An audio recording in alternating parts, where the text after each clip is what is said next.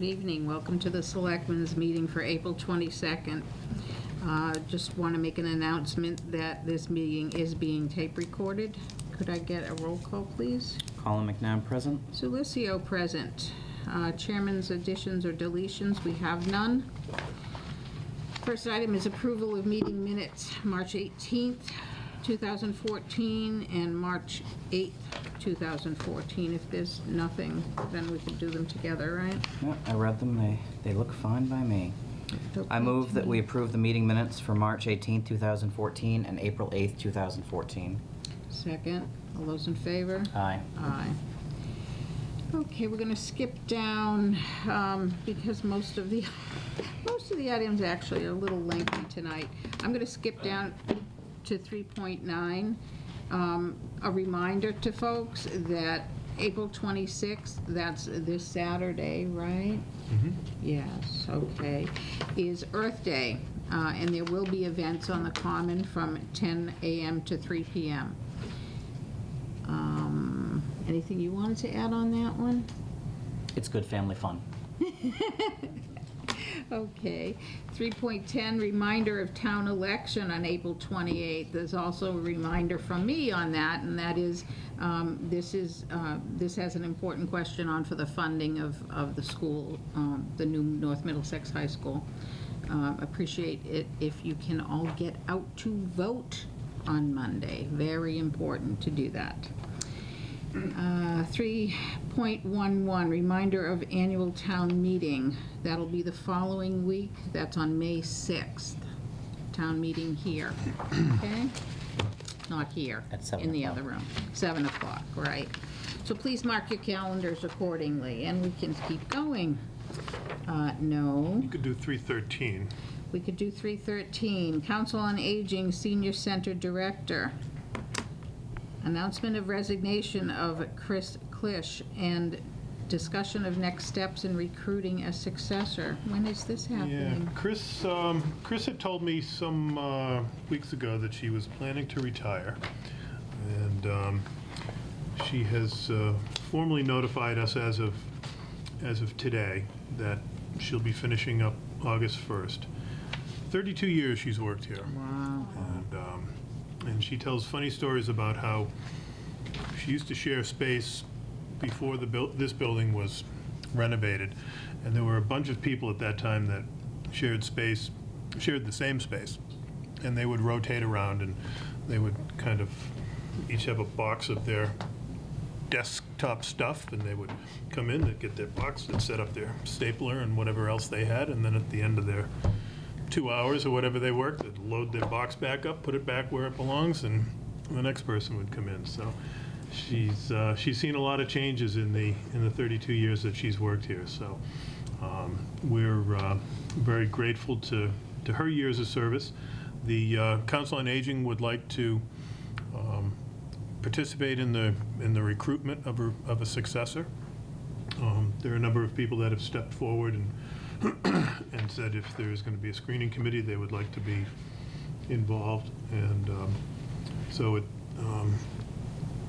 at some point we need to talk through how we want to do that. Okay. So we can do that now. We can do that later if you want to chew on it. Put it on another week. We've got a couple of months, but it will go fast with summertime schedules and things like that. So. Your thoughts? Besides the fact that I'm sad that Chris is leaving, because she's done such a wonderful job for the community. But retirement is so nice. I got a few years to retirement. Take my word for it. It's nice. So when's our next scheduled meeting? Well, you've got a brief meeting before town meeting in 2 weeks. I was going to ask the board to consider a sort of a work session next week to do a few wrap-up things before the town meeting. Our next regular meeting after that would be May 20th. All right, well, why don't you come back with a recommendation? Okay. Okay? And if you have, if you think that part of the, that it should be a search committee or requires a search committee. Okay. And I'd be, open to, if we want to have work session with the Council on Aging, just to talk about that and see what their Well, it feelings on kind it of are. depends on if it's going to be a search committee or Right. not, Mhm. but, okay. Okay.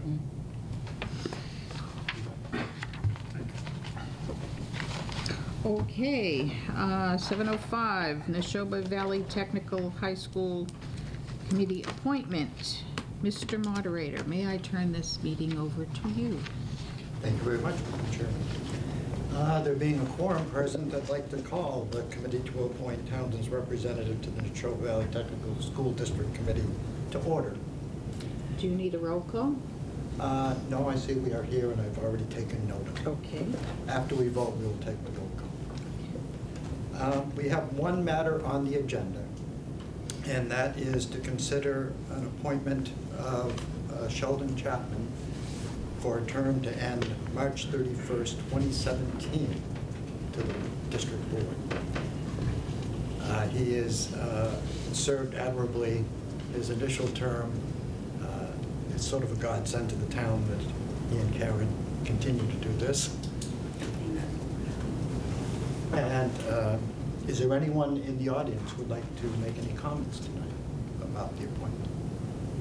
For or against, or offer anyone else? Just thank you for serving. Thank you. Much appreciated. Then would someone make the motion to appoint Mr. Chapman to the committee for a term to expire March 31st, 2017? So moved? A second? Second. Any questions or comments on the motion? Thank you. Then we appear to be ready to vote. All those in favor say aye. Those who are opposed say no. Sue Robbins, your Here. vote. Yes. Robert Templeton, Yes. Colin McNabb, Yes. Sue Licio, Aye. and I vote unanimously. Okay. Thank you very much. Is there a motion to adjourn? So moved? Second. All those in favor say aye. Aye. Those who are opposed say no. The ayes have it. Thank you very much. Thank you. Thank you again. Thank you. That's it. That was easy. Wish they were all that easy. Good night. Community forum tomorrow night. Yes, I have it down, thank you. Just announce it to your Oh, yes, viewership. shall I tell everybody? Yeah. And we'll be at Earth Day. Mr. Templeton just asked me to remind folks that there is the final community forum tomorrow night at 7 o'clock at the high school. That's for anyone who hasn't had an opportunity to hear the presentation about the new North Middlesex High School. 7:10, and look at that, we're on time. FY13 audit.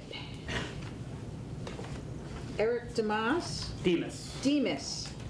of Melanson and Heath is here to present a summary of the FY13 audit. Rick? You have it in front of you. Yes, I do. How do you want to do this? Do you want to pull up a chair and Sure. come up here? Or?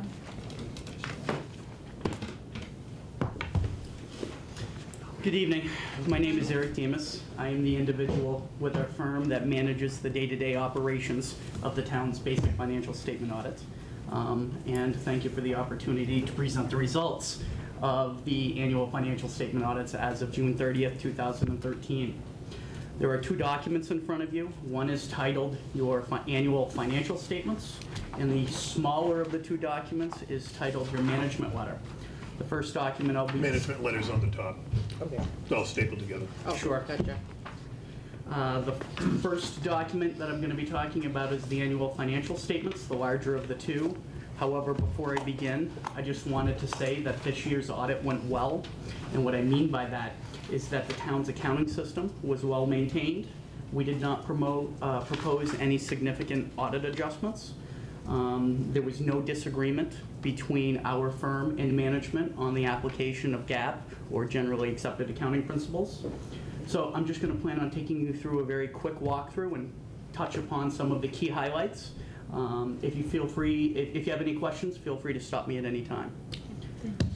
From here, I'd like to direct you to pages 1 through 3, which is titled the Independent Auditor's Report. Now, it's important to note that the annual financial statements, this large document, this is the town's document. The only thing that we retain ownership to as a firm in this document are pages 1 through 3, again, titled the Independent Auditor's Report. We assisted the town, but it is a town document. What's important to note in the Independent Auditor's Report is that it discusses how we conducted our audit. That is, we followed generally accepted auditing standards here in the United States of America. And most importantly, we are issuing what's called an unqualified opinion or a clean opinion on your financial statements. And what that basically means is that your financial statements are totally in conformance with generally accepted accounting principles as required. The next section of this document, which can be found on pages 4 through 11, is titled Your Management Discussion and Analysis. Should you not choose to go through and read this entire document unless you have trouble sleeping at night, pretty much everything that you need to know, all the key highlights that are relevant to the town's financial position and the results of operations can be found in this section. So from here, what I'd like to do is to refer you to page 12. Page 12 is titled Your Statement of Net Position. This is your long-term perspective balance sheet, if you will. What's different between this long-term perspective and the short-term perspective, the governmental funds balance sheet that I'll get into in just a few moments, is that this statement includes all of your long-term capital assets as well as your long-term obligations that are typically not included on your traditional reporting. The middle column of numbers is titled Your Business Type Activities. This is where the town's water fund is reported. The first column of numbers, which is titled Your Governmental Activities, this is basically everything else. This is your general fund, your special revenue funds, capital project funds, and trust funds. The only two numbers that I wanted to discuss on this page is if you take a look at that middle column of numbers, your business type activities, again the water fund, and you look at that second number from the bottom, $1,699,000. This is the town's unrestricted net assets. Basically what this amount represents is after you have paid all of your bills, this is the amount that is left over. This amount, compared to the prior year's number was approximately $1,436,000, which showed a net increase of about $260,000 from the prior year. And basically how that number came about is that the revenues that you collected for providing your water services exceeded your expenditures by about that amount. The second number that I would like to talk about is in the first column of numbers, and again, the second number from the bottom, which is your unrestricted net assets for your governmental activities. This number, as of June 30th, 2013, is $4,409,000. The prior year was approximately $3,900,000, which represents about a $470,000 increase. Basically, as a result of your operations, your revenues, and your expenditures, for the most part, you had a break-even year. However, because this is on a long-term perspective, the town recognizes and records your capital assets. So because the town spent money to increase your capital assets, it had a positive impact because your capital assets aren't expensed in the year in which they're required. They're depreciated over the estimated useful life. As a result, it had a positive impact on the town's unrestricted net assets. So, if I may, the capital assets themselves would be reflected in which row? Well, Or in that whole top section? if you look at the top section, just above total assets, you're going to see capital assets, net of accumulated depreciation, and capital assets not being depreciated. Okay. In total, you're looking at approximately $35 million in capital assets.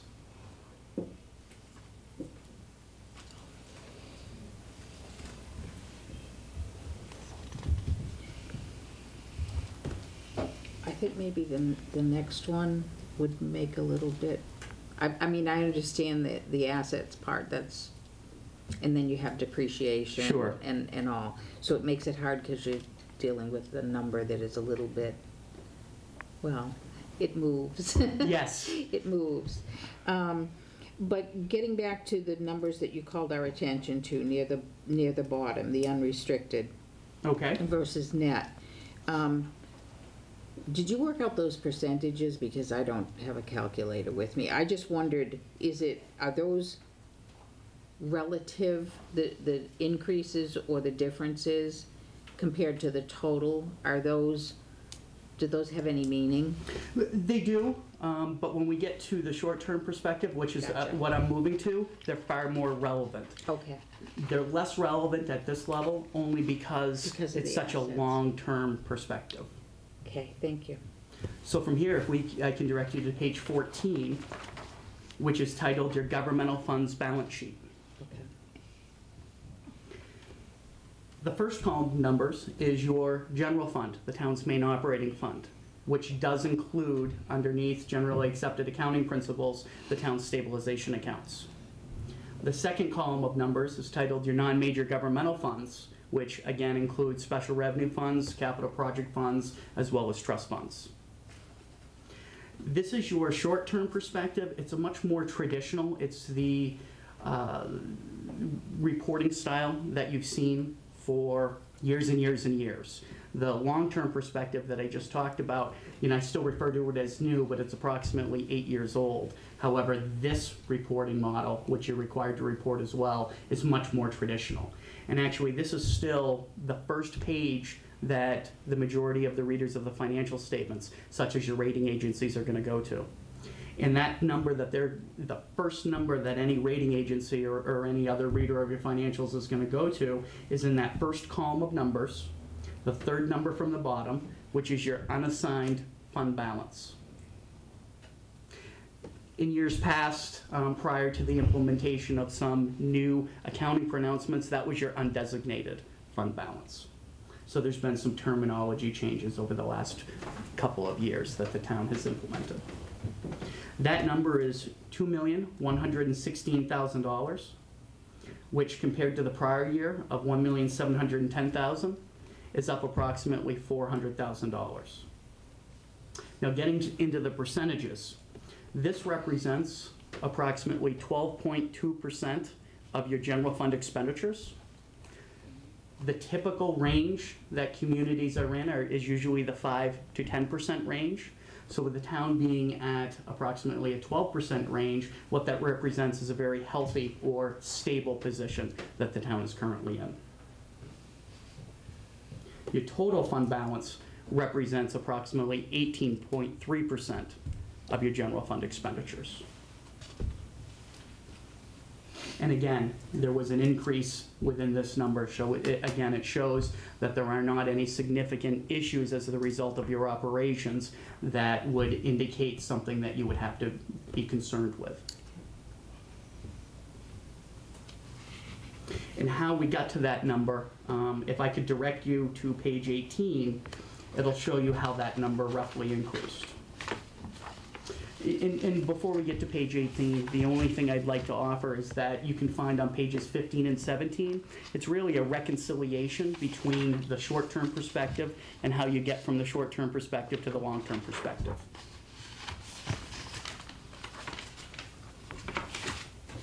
On page 18, this is your general fund budget versus actual. The first two columns of numbers are your original and final budget. And then you have your budgetary actual amounts in the third column. The number I'd like to direct you to first is if you take a look at your total revenues and other sources in the middle of the page, and you go to that very last column, your variance with your final budget, you see that the town collected $345,000 more than what you anticipated. That's a good thing. You met your goals. And again, that number represents about 1.9% of your total budget.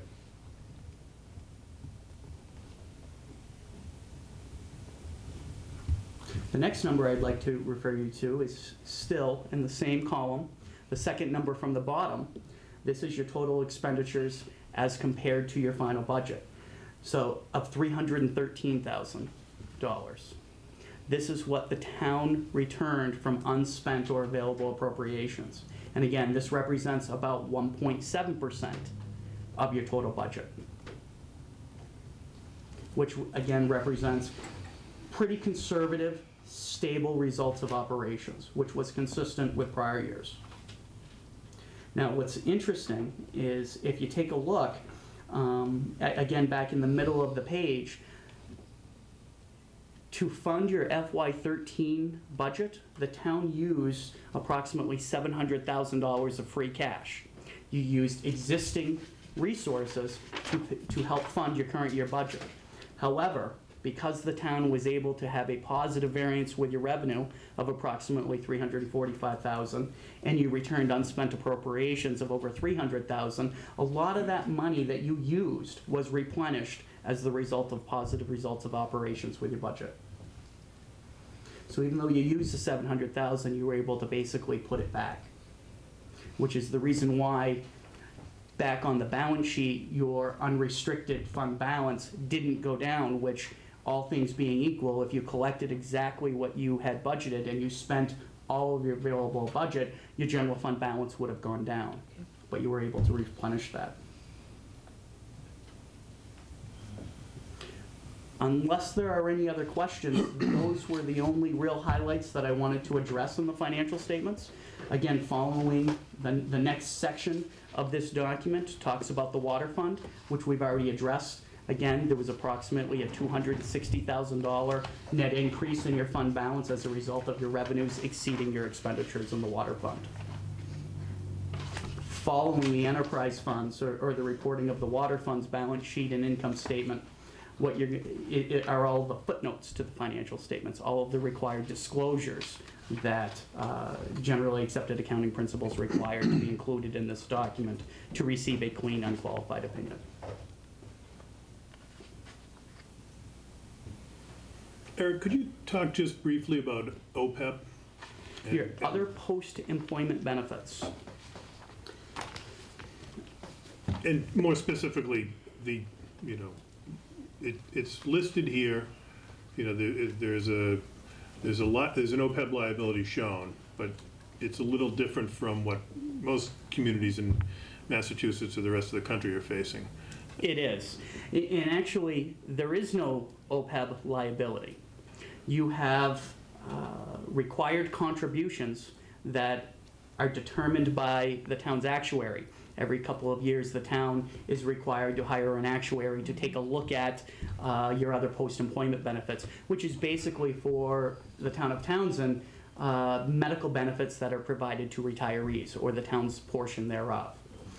And ever since OPEB was required to be reported, your OPEB actuarial determination said that the required contributions that the town is required to make on an annual basis are being funded. And as a result, within your statement of activities, there is a reported cost as well as the reported liability, which is being offset. As a result, there is a zero liability at year end. So that activity and those disclosures are included in the town's financial statements. However, at the end of the day, everything that you were required to pay, you paid, which is very different than a lot of other communities here in the Commonwealth, because they are reporting a significant OPEB liability because they are not meeting their contributions on an annual, their required contributions on an annual basis. And why would that be? Because their annual OPEB demand is so big, and they're trying to do it on a pay-as-you-go basis rather than pre-funding. Is that a fair way to describe it? It is. And my understanding of reading the actuarial report, I'm an accountant, I'm an auditor, I'm not an actuary, so I'm a little fuzzy as to how they determine and come up with those numbers.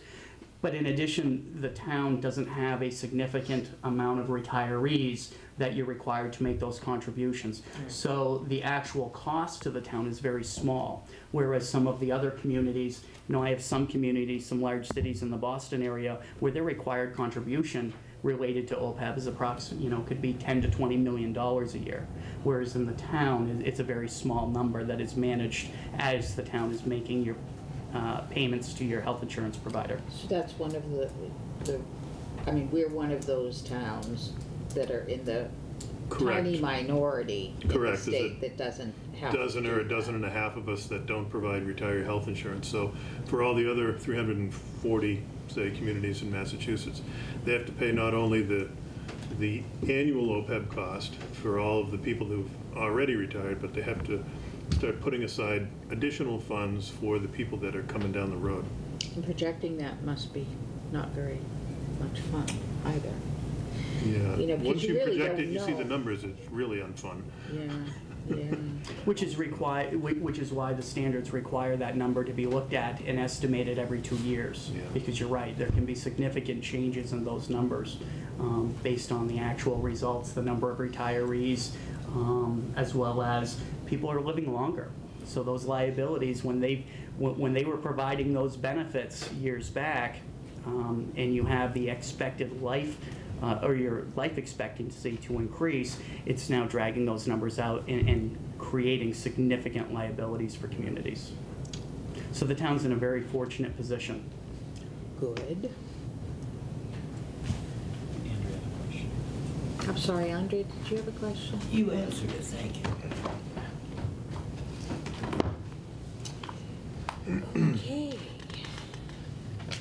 If there are no other questions, I'll direct you to the management letter. Well, I have one. Oh, sure. You went through the town in terms of the actual, was there any significant difference in terms of percentages for the water? They were not. The results of the results of the water operations were very stable, consistent with prior years. Okay. And it's typically a number that, or a percentage, isn't really analyzed by usually the readers of the financials. What readers are typically concerned with are the net results of the operations. To make sure Are you that- collecting enough monies to meet the costs of providing those services, Okay, of which the town is? that's a good thing. I guess what I was looking at both of those for is, you know, it's a balancing act too. You want Yes. to make sure that you're not collecting more than you need to. Absolutely. You know, it's better in the people's bank accounts than Yes. it is in ours. We're not we're not here to make money off of that, so. Okay. No, it's always the goal for the town to operate as efficiently and effectively as you can. However, that being said, you still want to make sure that you're operating in a positive financial position should any potential unexpected issues arise. Which is why it's good to be conservative when we look at things. Well, that's why I ran for selectman, the salary. To help, to help the town out, Yeah. really, yeah. Well, I hate to tell you, but before you got on, we weren't getting paid either. I know. Okay, did you want to go over the letter, Sure. please?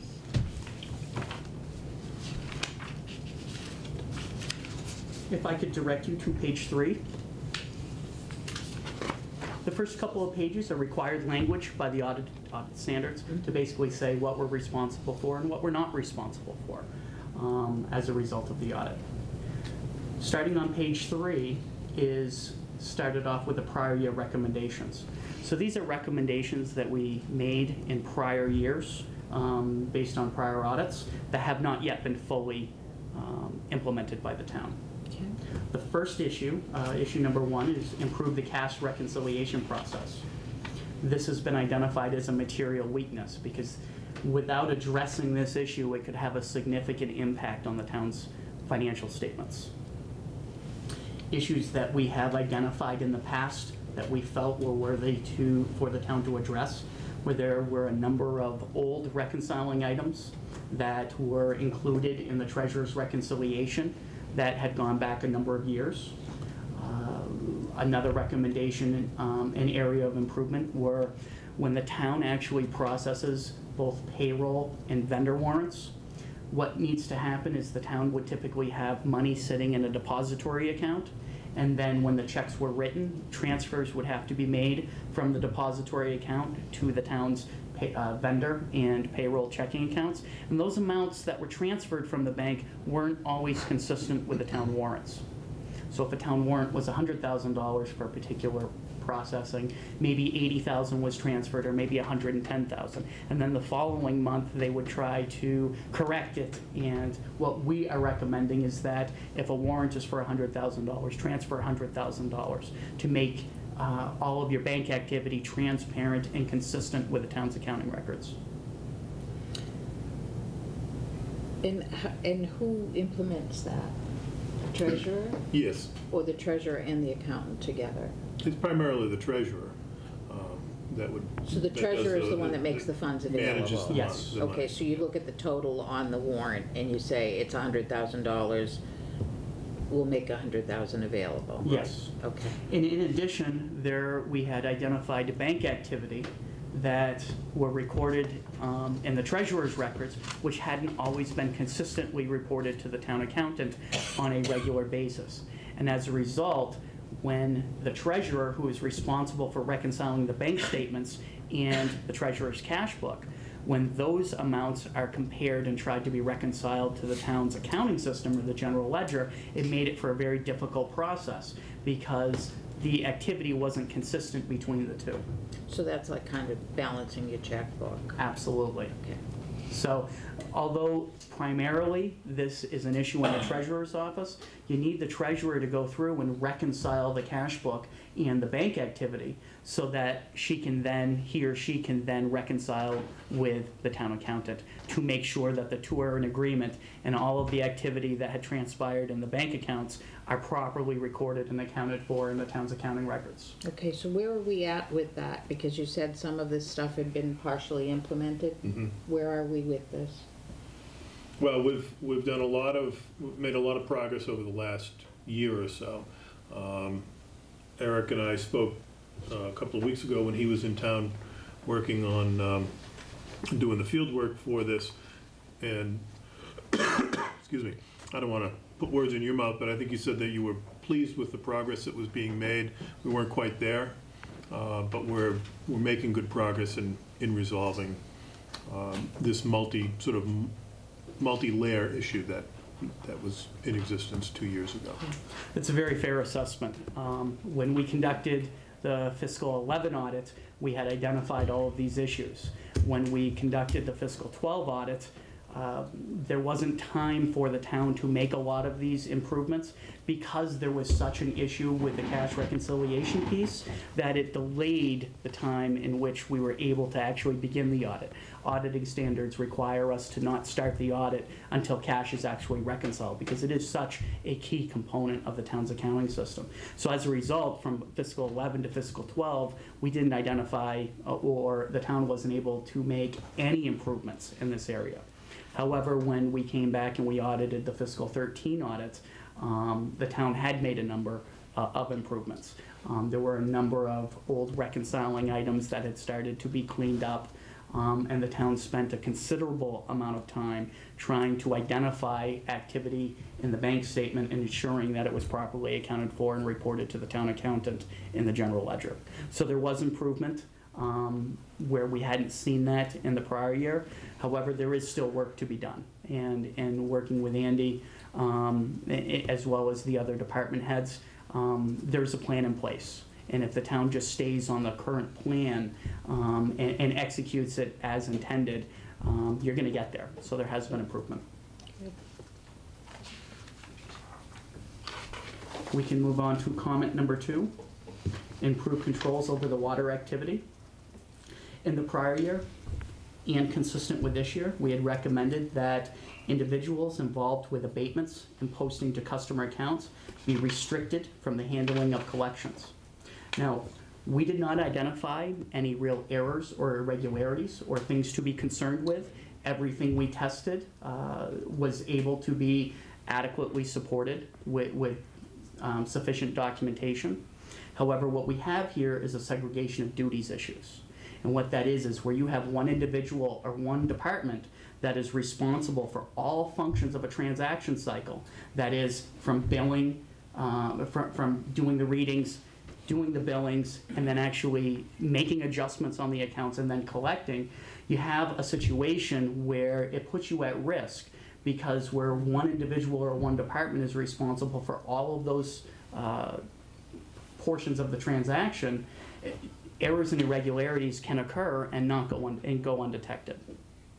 So our recommendation is to consider segregating some of these functions to improve the And the question that I have on that is on the top of page 5, it's very much what you just said. It says when one individual or department is responsible for all functions. In our current situation, we have one department. Would you be suggesting then that that department not be the only department that's involved in these steps? There is a number of ways that you could mitigate this risk. Personally, I think the best way to mitigate this risk is to bring in another department to be involved in the process. Okay. And the reason I'm asking is I'm remembering years ago when I was on the school committee, and we had a situation, we had an audit occur, and someone said, well, wait a minute, you can't have the business office doing all of those pieces of the process. What you need to do is move some of that into the accountant's office. Or I can't remember exactly what it was, but it was actually take one piece of that, and I believe it was the receipts, to put into the other office so that the management of the office was different as well. It's not just the person or persons that are responsible, but it's the management of that office.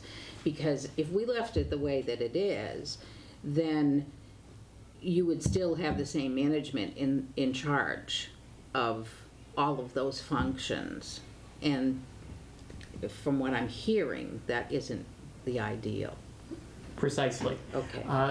The implementation of this recommendation, what you're trying to do is you're trying to get a system of checks and balances in place, so that if something does go wrong, you're more likely to identify an error or an irregularity in a much more timely fashion so that it can be addressed. Okay.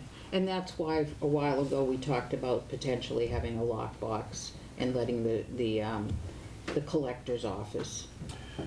Correct. The Kind of Department of oversee that Revenue part of raised it. this as an issue 3 years ago. That's where I remember it. And recommended moving the water collections from the water department to town hall, to the town collector. At that time, that was sort of, there were a number of things all wrapped together. One was converting the tax collector from elected to appointed and making it a town collector to authorize, to expand the role More to than just accept taxes. other than just taxes, yep. Okay. So that piece has been done. So that one is still outstanding. It So is. I think maybe we need to have a discussion with the water commissioners to talk about that, because I think there's been some different interpretations of, and I was really glad that, you explained that, because we need to figure that one out. Okay, there's been some difference of opinion, I think, in terms of how that should have been translated. Sure. And again, we did not identify any errors or irregularities. I mean, that and one's again, been everything sitting was- here for a while, so I'd Sure. like to see that one taken care of as quickly as we can. I would equate it to this. You wouldn't have your town accountant, who is recording all of the transactions in the general ledger, also being a signer on your checking account. Exactly. Exactly. That's almost the way that it was explained to me a long time ago, too. It's not a new concept. I Yeah. can't take credit for it. Okay, but it makes sense. Sure. It does make sense. Okay. The next prior year and final prior year recommendation that has not been fully implemented is we made a recommendation for the town to maintain tax title accounts. During the fiscal Did you 13. skip one? I don't believe I did. Oh, I'm sorry, I Number did. My 3. pages stuck together. Yeah. Develop a more formal risk assessment process. Right now, the town informally conducts their own risk assessment process. And this is done through various procedures, such as the reconciliation of the bank accounts to the treasurer's cash book, Another example would be then reconciling that to the general ledger. So there are a number of things that the town does. Risk assessment is ultimately a management function that's designed to identify where an organization may be vulnerable to errors and/or irregularities, such as identifying the segregation of duties issues in the water department. Okay, and what we're making a recommendation here is that this function not be left just to the town administrator and to the town accountant, and it is to bring all departments involved into the process and aware of the issues. And then once the town is working to identify what they're doing and what may need to be done in the future, is to formalize those policies. So that's almost like a mini charter kind of thing when it comes to, I mean, how do we protect the town from liability? And everybody really needs to. Yeah, and we addressed a piece of this in February or March with a fraud policy. The board adopted a fraud policy. We need to meet with the unions and give them the opportunity to discuss that and raise any objections that they have to it. I'd be a little surprised if they did, but under the collective bargaining statute, we need to, because it is related to their work conditions. So we're in the process of doing that. We'll be notifying them this week of that and meet with them if we need to. And then the other piece is that we have to have this adopted as part of our personnel rules. So we were going to try to do it as part of a broader, more comprehensive amendment to our personnel rules. But I think we'll do this, in the interest of getting this done, I think we'll do this independent of a more comprehensive. That makes sense to me, Colin. I do have examples of formal risk Great. assessment policies that I've received Wonderful. from other of my clients that have allowed me to share them. So, Okay. That would be Andy, great. what I can do is I'd be happy to That'd be- forward you along a couple of That'd be sample great. policies that Why you can use as a reinvent- guide. Okay. Reinvent the wheel. Sure. Good, thank you. So you're basically on that one saying, we need all of these things in writing so that everybody understands clearly what we have in place to make sure that we've addressed the risks.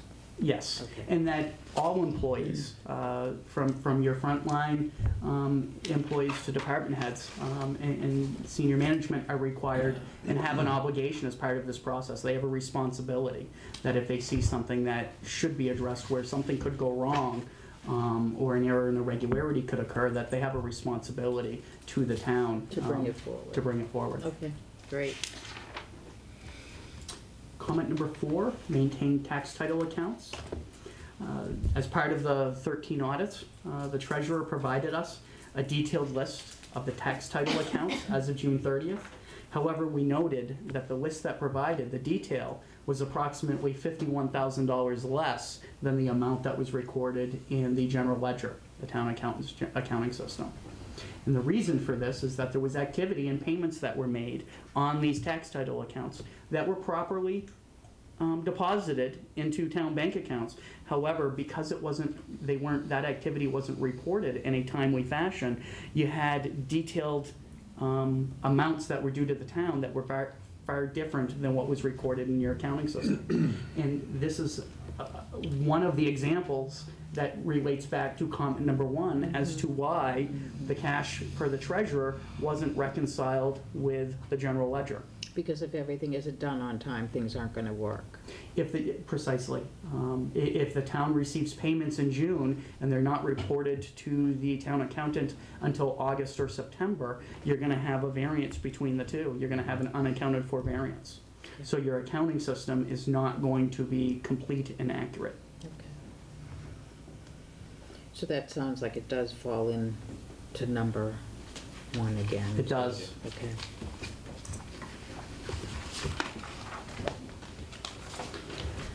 And on the last page, comment number 5, which is our only current year recommendation that we hadn't made in prior years, is to improve controls over the recreation department's petty cash. The recreation department maintains a petty cash fund to deal with short-term disbursement needs, which are pretty common.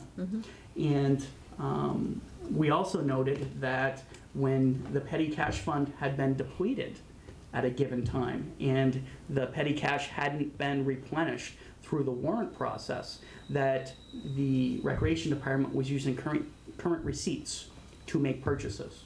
Now, we didn't find any... So those weren't deposited? They were not deposited. They had not yet been deposited and turned over to the town. So that makes it hard to know what were my receipts, too. Precisely. Okay. So, and again, we didn't find any errors or irregularities or purchases that we identified that were inappropriate. It's just how, the mechanism and how this activity is being recorded. Okay. And your recommendation? Our recommendation was for the Recreation Department to work with the town to identify what the petty cash needs are, and then address the amount of petty cash that they have on hand, and develop a formal policy so that all individuals, with being the town, the Recreation Department employees, as well as the Recreation Commission, everybody is aware what the policy is, so that individuals know what their responsibilities are under the policy and what is allowed and what is unallowed. Okay. And the Recreation Department was very open when we addressed this issue, when we identified this issue. Yeah. So how's that going to get resolved? You working with them, or? Yes, yes. And Kim? Yeah, there'll be a number of us working together to develop some policies to address this. Okay. And maybe Kim can help figure out how much should be in there? Yes. Okay. Yeah. And it's one of those, because rec operates the entire year, but they clearly have a spike Yes, in summertime. in revenue, yeah. And so it, it may be something that petty cash account may not be the same throughout the year. Yeah, they need to forecast it differently, Yeah. it sounds, that's all. In addition, I also have sample petty cash policies that other good, of my you could send communities. those there. I'll make a note that I'll send those as well, just to That'd be great. provide you a guide, so again, you're not recreating the Okay, wheel. Thank you. Wonderful. Now, Andy, in relationship to this, it looks like, things got done on time, which wasn't necessarily the case That's before. correct. Yeah. And what does this mean to our bond rating? The final audit, the financial statements will go off to our financial advisors when it comes back from Eric, when Lanson Heath is finished with it, which will be a couple of weeks. We'll send it off to our advisors. We could get our bond rating within 2 weeks if we wanted to. We could go to S&P. I talked to our advisors last week. We could go to Standard & Poor now, ask them for a bond rating. There would be a charge for us because we're not going out to bond and we're a new customer. I don't think it's necessarily a good investment to do that. It'd be about $10,000 to get that. It would be a nice thing to have our bond rating, but he said, if you're not imminently going out, if you're a few months away, let it go through, get it done, and then when you're ready to go out, we'll do it all at that time and get the rating reestablished. Typically, you get re-rated when you go out anyways, or you get your rating confirmed. So at that time we'll go out. We'll probably go. We may go through Moody's again, and if there seems to be good enough reason, then we'll do Standard & Poor as well. Okay. So it's not. It's not a really an outstanding issue, and as I've told the board before, the reason that the bond rating was suspended was not for any wrongdoing or any concern on the part of the rating agencies. It was just that we were so far behind what Eric talked about earlier in getting the fiscal 12 audit done, because 11 took so long, and then that pushed 12 out. And so That's all the reconciliation that you were Yeah. talking about. Precisely. Okay. Yeah, Which is so why because- when I said there was improvement from fiscal 12 to 13, the reason why the audit is been done much quicker this year and in a much more timely manner is because the town was able to address a number of the issues in the cash reconciliation process, which allowed the audit to progress much more quickly. Yeah. So the suspension only came because we had outstanding bonds, and the rating agency said, well, we don't have your audit, so we can't rate what we don't have. Okay. So, Yeah, in regards to the fact that these are marked stamped draft, the only thing that we're waiting on to complete the audit are the responses from the town for the management letter. Once we receive that, we will incorporate the responses into the management letter, send the town a management representation letter, and once we receive that, we'll add the date. But other than adding the dates and adding the town's responses, we do not anticipate anything else to change in these documents. Excellent. and I'll have responses. I talked to Eric before the meeting. I'll be working on a response this week to all of the management letter issues. I'll convene with Kim Fales next week and the other finance officers, make sure we're all on the same page, we're all in agreement, and we'll send it off. Okay, good. Great, thank Well, you. thank you very much Thank for your you. time. Thanks, Eric. Okay, can we break for like 5, please? Hartley? Okay. Thank you.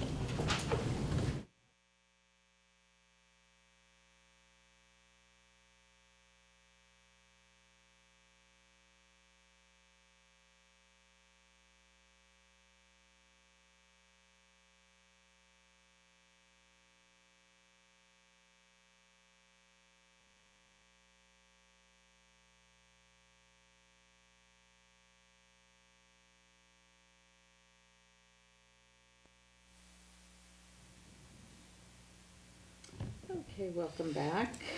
We are now on 3.1. Review and discuss correspondence from the Board of Water Commissioners regarding the Highway Water Department Collective Bargaining Agreement. Andy?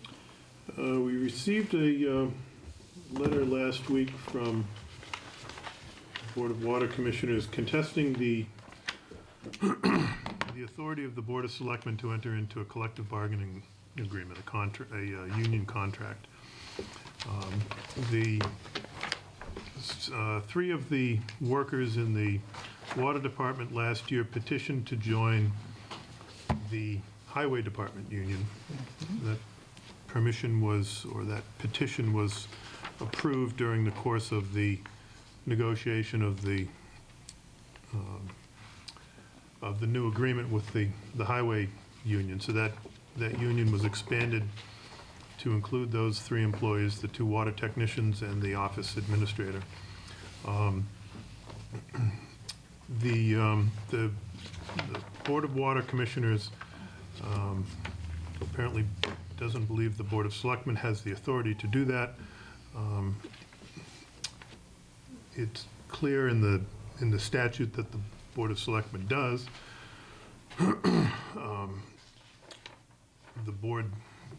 This board approves all contracts for the town. So for any town department, whether it's elected or appointed, this board is the contracting authority. The same you would assume would normally hold true for a union contract as well. However, Chapter 150E, which is the public sector collective bargaining law, specifically identifies the Board of Selectmen as the authority, as the entity with the authority to enter into contracts. So we did solicit an opinion from town council. Their initial response took 4 minutes, I think. Their formal opinion we received today, and I've put in front of you. And it is as clear as the law that this board has the authority to enter into contracts.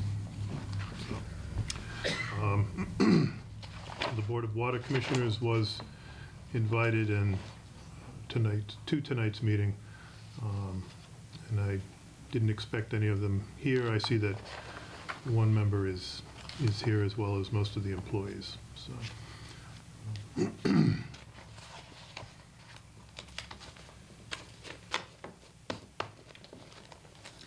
So, since we already paid for the written opinion, and since by nature of this meeting, it's in our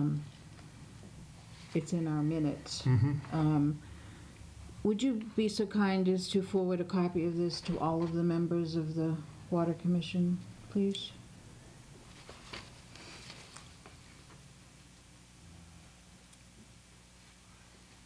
I'll also add, without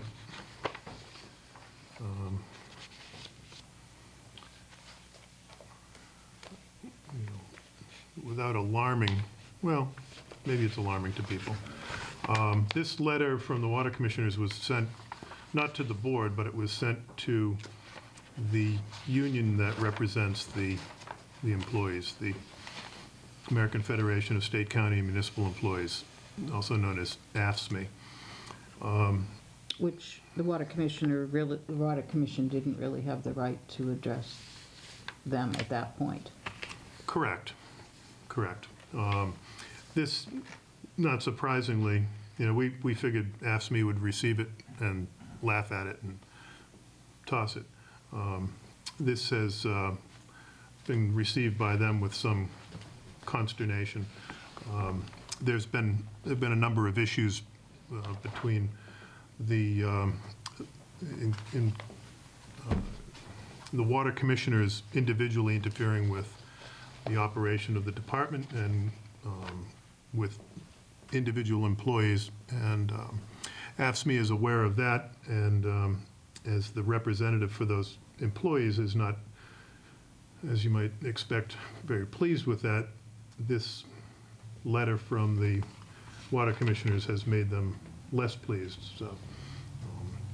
Excuse me, do we have a copy of that? Our letter that was given to the union was returned unopened, saying that was delivered to the wrong address.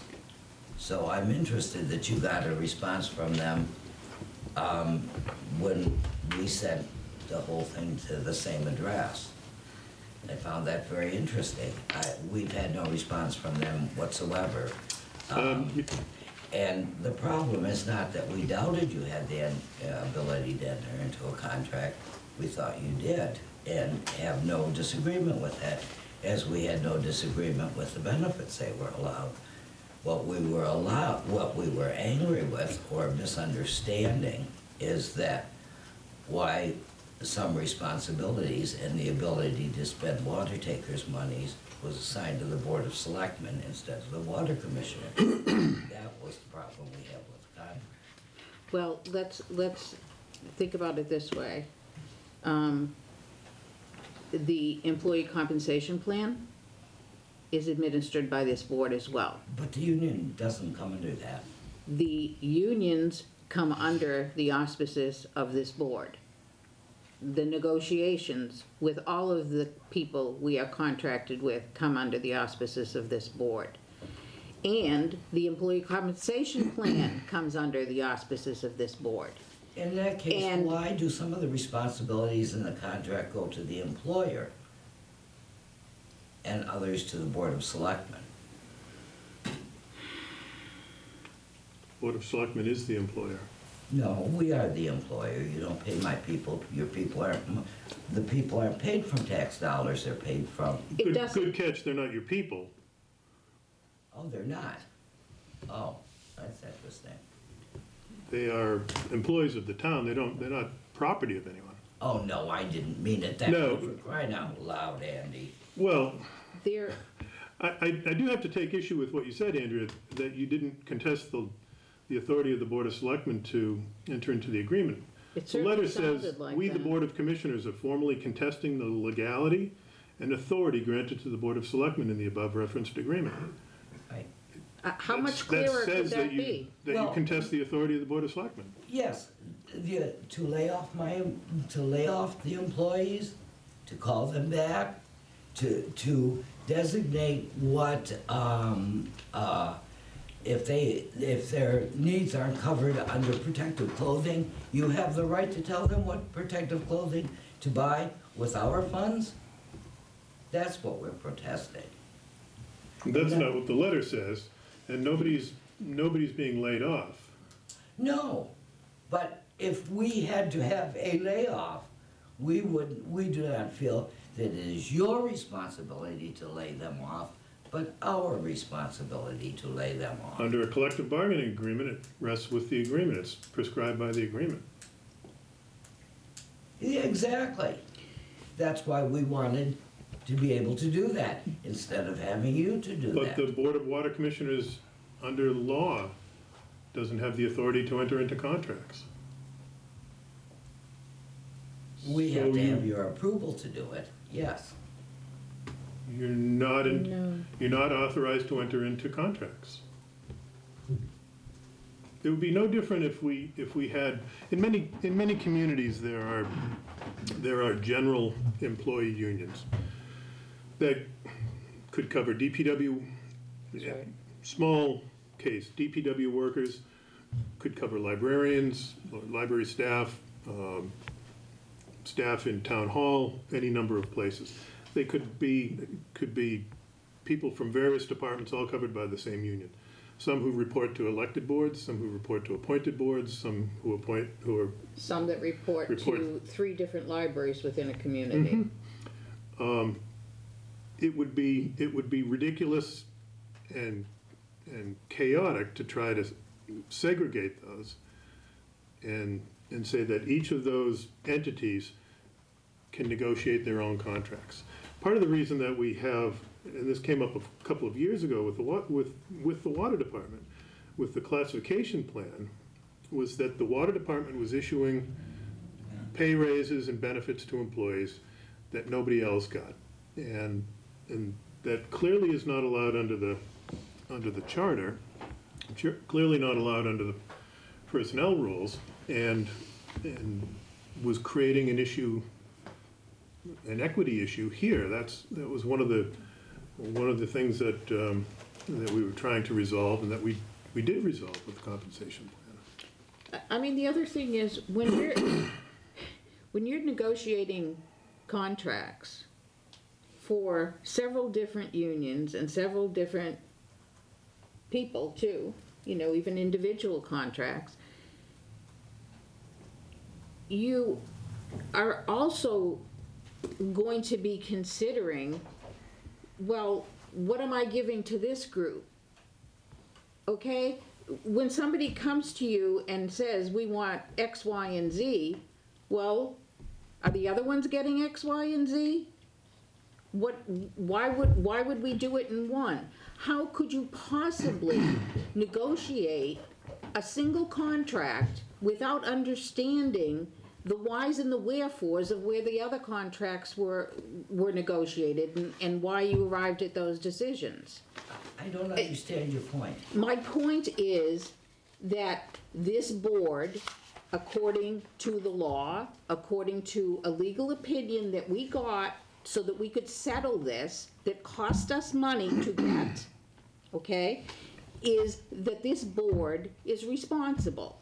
Okay? Now, if this board is responsible, it's no different than the superintendent of the schools and the school committee negotiating with the different contracts. All of those things become part of the budget. The fact that your budget is paid for by ratepayers doesn't really matter. It still needs to be run as part of the town. You're not a water district. That was turned down. No, I understand that. I do understand that. I don't understand what the issue is then. And you know what? We really shouldn't be talking just with you. We should be talking with your board. We certainly should. Okay, so I would suggest that your board come to our next regular meeting and we can talk about it. You can. I would like the materials, though. Oh, yes, The letter most from definitely. You will unions get and copies of before these. that. You will get copies of this. Thank you. Okay, let's move on.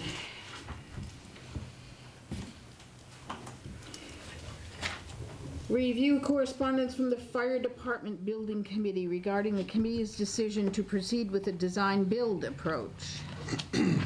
Andy? We lost it.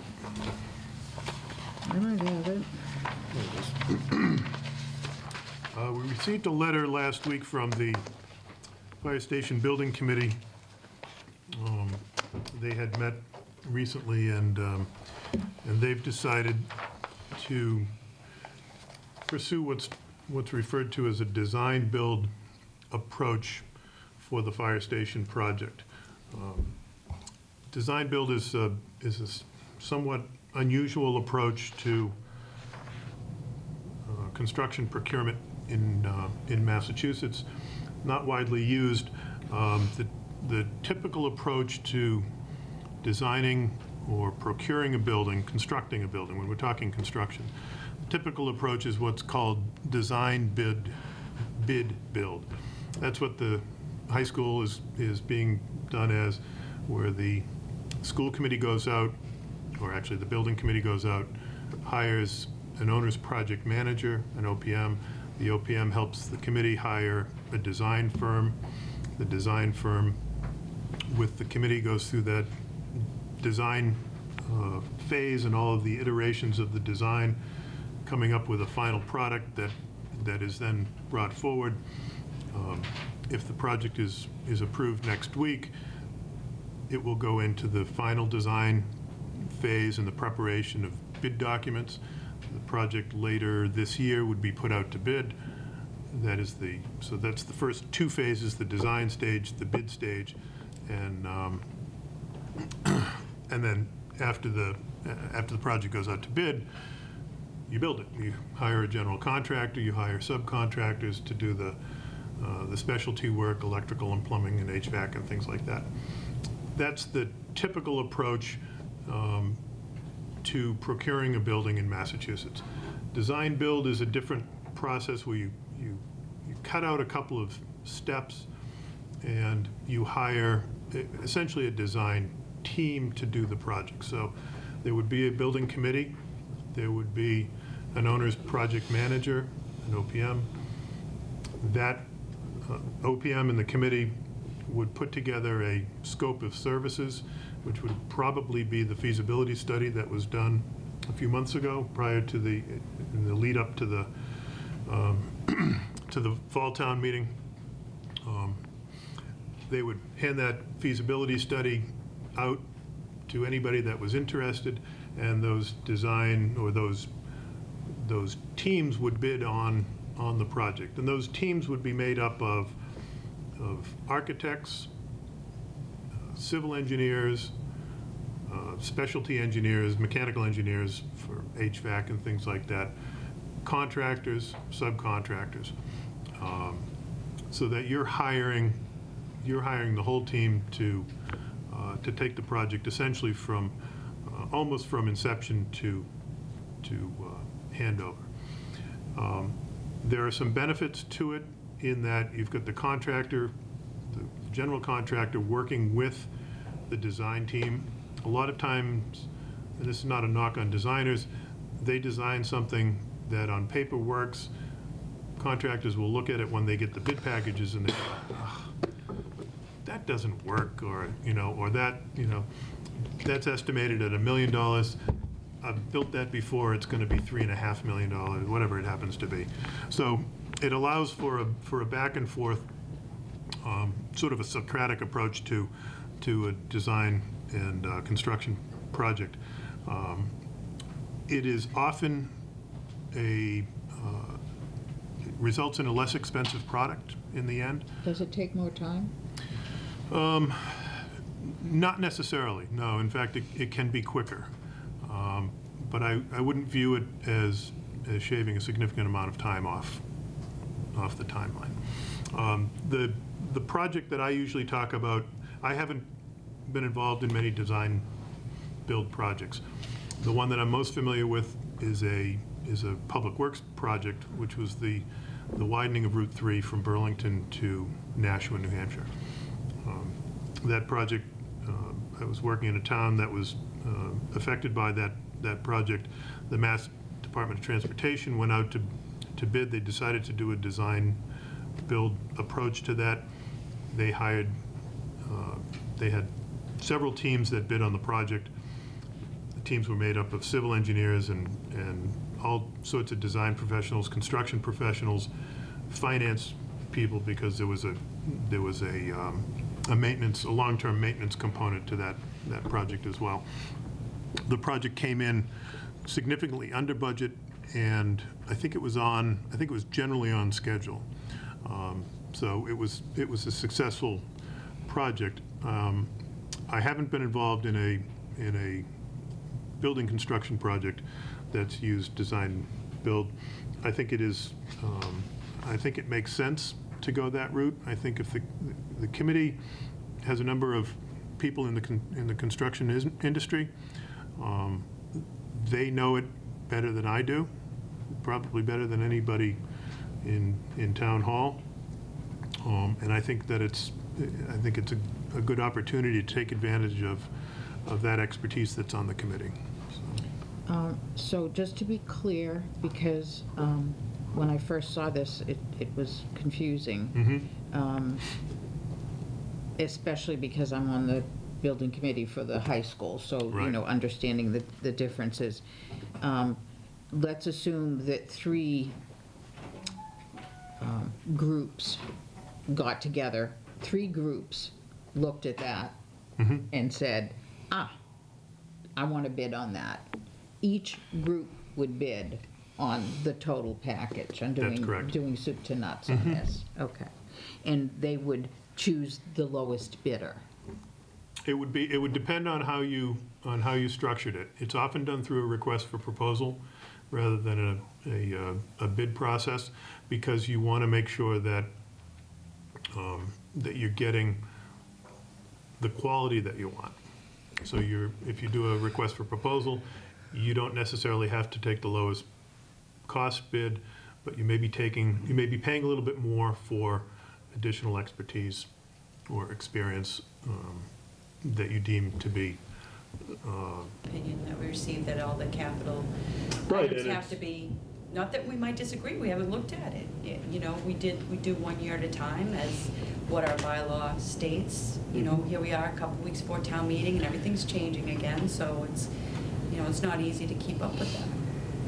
Yeah, change is hard, and I understand that people have differing Well, last minute's, comfortable that's how we finish our levels of March. comfort with change. Did we talk about this a couple weeks ago?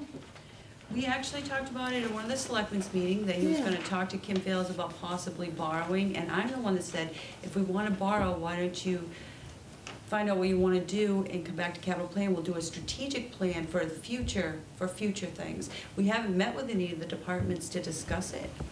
You know, it's not on our report, so if you don't have a problem with Okay. it not being on our report, I don't have a problem with it. Well, I don't think I brought the report, but the projects are all listed on the report that was given to the board, so. that's just the 5-year plan, that's not the report. The report's pretty specific. Well, you've redefined what report means a number of times over the last couple of years, so. Excuse me? The report's been the same every year for as long as I've been on capital planning. No, you mix and match your terms, so And- we can agree to disagree. It's gone out to bond council in terms of the wording for the warrant article.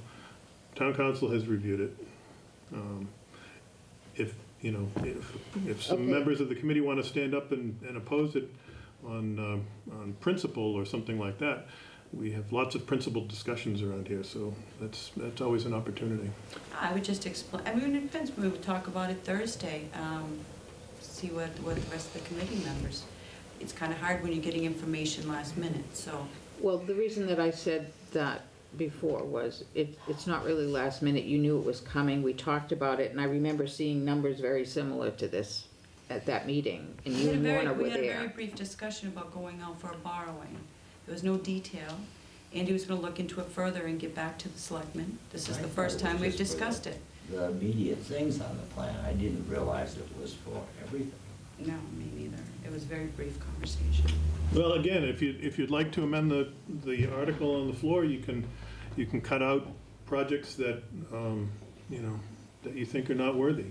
But that, you know, I wouldn't think be it- able to determine that until I'm able to meet with the department and find out what their needs are.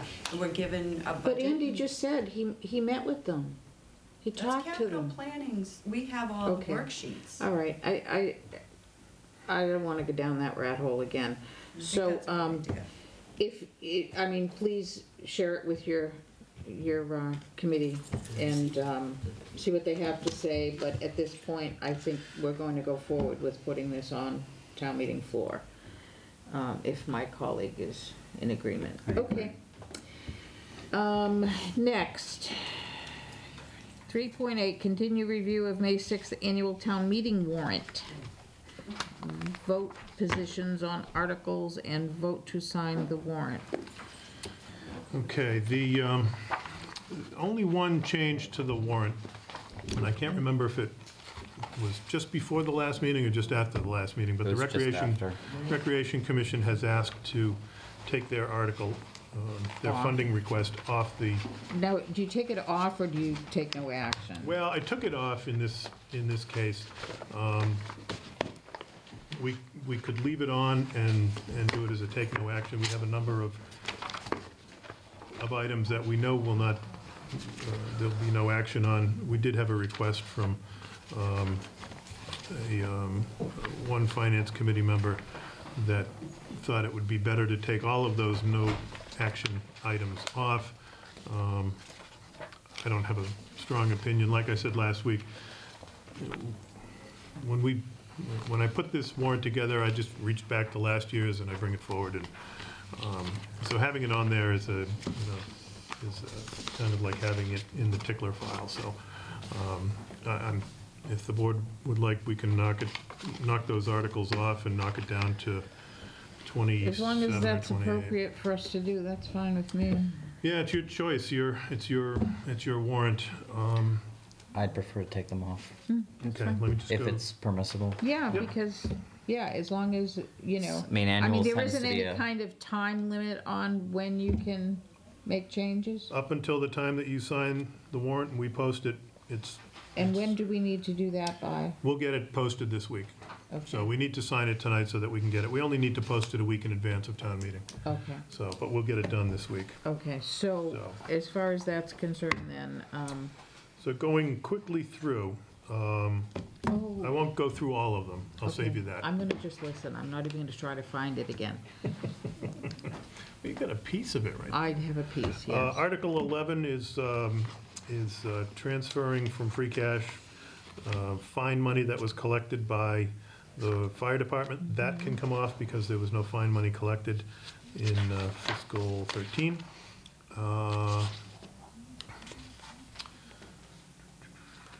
15 and 16 can come off. Those are both transfers Where's that 11 comes off? to stabilization. 16, you said, Andy? 15 and 16. 17 is okay? 17's okay, 18's okay.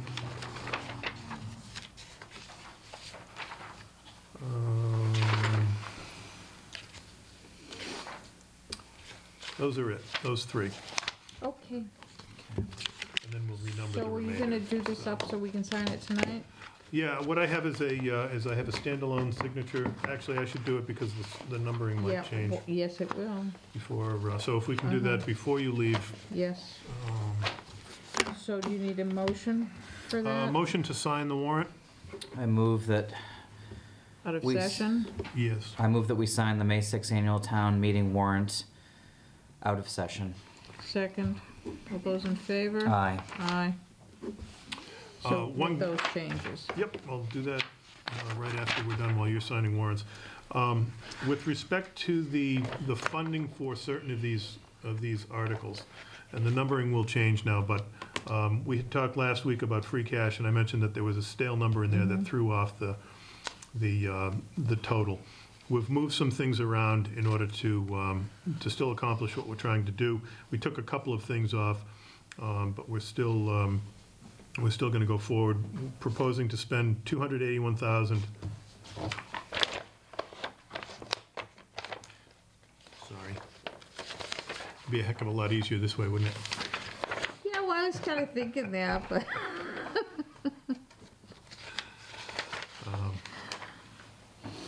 Chelsea, if you want one, and Nancy, if you want one. So we're proposing $281,197 out of free cash. That's a little bit less than we've done in the past, but that allows us to carry over about $218,000, which is roughly equivalent to what we are spending in snow and ice deficit this year. So unless we get a winter next year that is remarkably worse than the winter that we have just survived, that should be more than enough to carry us over. If we do, I'll be in Florida. We're doing a couple of transfers as we've gotten 3/4 of the way through the budget. We know that the budget is in good shape in several locations. So we've got a transfer request for $20,000 to fund tax title services and certain fees for the treasurer. We were going to fund that out of free cash. We're going to fund that with a transfer out of health insurance. We're trending very well on health insurance now. And then on veterans benefits, we were also going to fund that out of free cash. We're going to do that as a transfer out of curbside collections. We're trending very well on curbside as well. And then Can you do that? Yes, yeah, that'll be, there's two ways to do it. Sometimes we do it in the last 2 months of the year as what we call a transfer of appropriations approved by this board and the finance committee. You can do it any time of year at town meeting. And And it's really just to kind of balance things. it's just to move, Okay. move things around to balance, make sure that you've got sufficient coverage. And then on the road improvements, we've put that into the borrowing. We were going to do that out of free cash. And in talking with Kim, she said, let's just roll it into the borrowing. It makes sense. It's a long-term investment. So that 150 is included in the capital plan? In that the we capital just- planning, yep. Okay. And then 4,000 out of the assessor's overlay account to pay for their periodic inspections. And then the debt service on the ladder truck. Kim had initially recommended paying that out of capital stabilization. I had said, well, let's take it out of free cash. So you're back to the capital We're back stability. taking it out of Okay, capital. So that's fine. that'll still leave us about 130 or so, 130,000 in capital stabilization. So leaves us in good shape going forward. We're not hitting our regular stabilization at all, so we're still north of $1 million on that, still in good shape there. So these will be the wording, the effects of this spreadsheet will all be rolled into the wording of the motions for town meeting. Okay. Questions, Colin? No.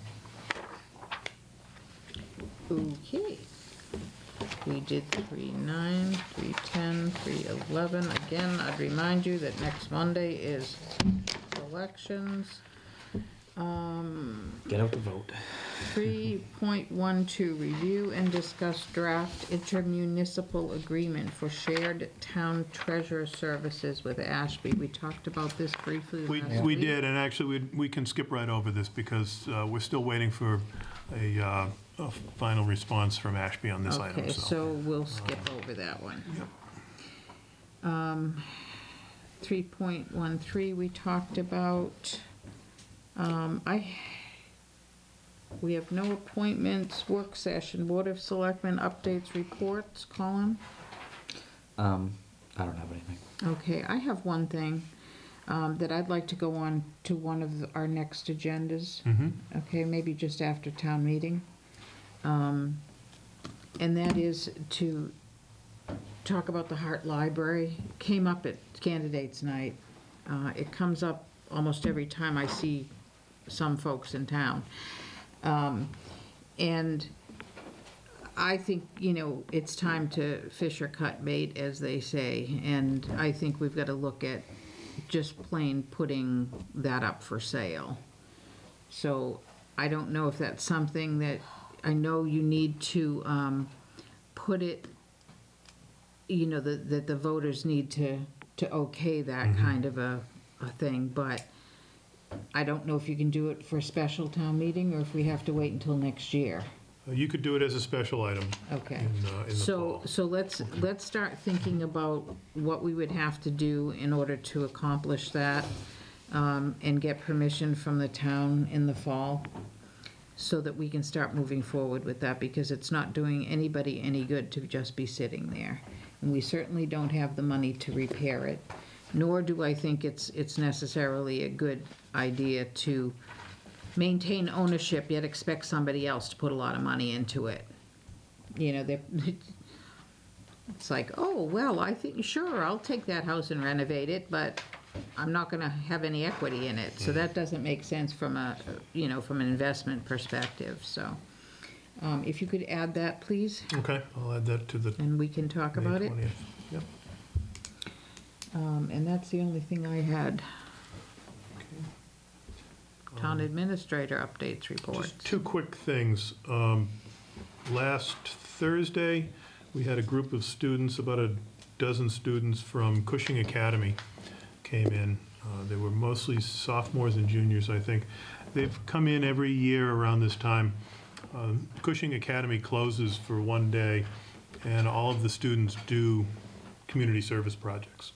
And so Gary Lorden, who's a local builder in town, has some affiliation with Cushing Academy, and for as long as I've worked here, has brought a crew down, and they do some landscaping and spreading of mulch and things like that over at the Library Senior Center and Police Station. So they spread, I don't know, 20 yards, right? 20 yards maybe, Roger? 20 yards of bark mulch. Of bark mulch, and did some cutting in around the, edging around the trees and things like that. So nice group of kids. Gary's there to help them and guide them and nudge them along. A couple of his employees were also there to help in moving some of the bigger stuff around. So our thanks to them for another day of service to Townsend. And then Sue, you had asked me about the bike trail project and what was happening with that. I reached out to Steve Meehan, who's on the Squanicook Greenways. Transit Realty is a division of the MBTA. It's their real estate division. MBTA owns a lot of leasable property, and Transit Realty handles all of those contractual arrangements. They are still working on the invitation for bid for that project. We were hopeful that it would go a little quicker than it did, but they are still planning to release an invitation for bid. What we're hearing is late April, early May, so we'll keep our eyes out for that. Transit Realty has committed to providing a copy of the invitation for bid to Squanicook Greenways so that they can prepare a proposal for that. So they'd just be leasing it from, they would be leasing it from the MBTA or Transit Realty, whatever nice, whatever the entity is. Yep. excellent. And as we understand it, the invitation to bid is for somebody who would develop it as a multi-use trail and not as telecommunications corridor, for instance, or something like that. Okay. So I'll keep you up to date on what I hear from that. Okay, thank you. Nothing else. 5.3, review and sign payroll and bills payable warrants. I move that we sign the payroll and bills payable warrants out of session. Second, all those in favor? Aye. Aye. 6, executive session to discuss strategy in preparation for negotiations with non-union personnel or to conduct collective bargaining sessions or contract negotiations with non-union personnel pursuant to General Law, Chapter 30A, Section 21A2. We can skip over this one. There's nothing pending that we need to. Colin doesn't need to read it then.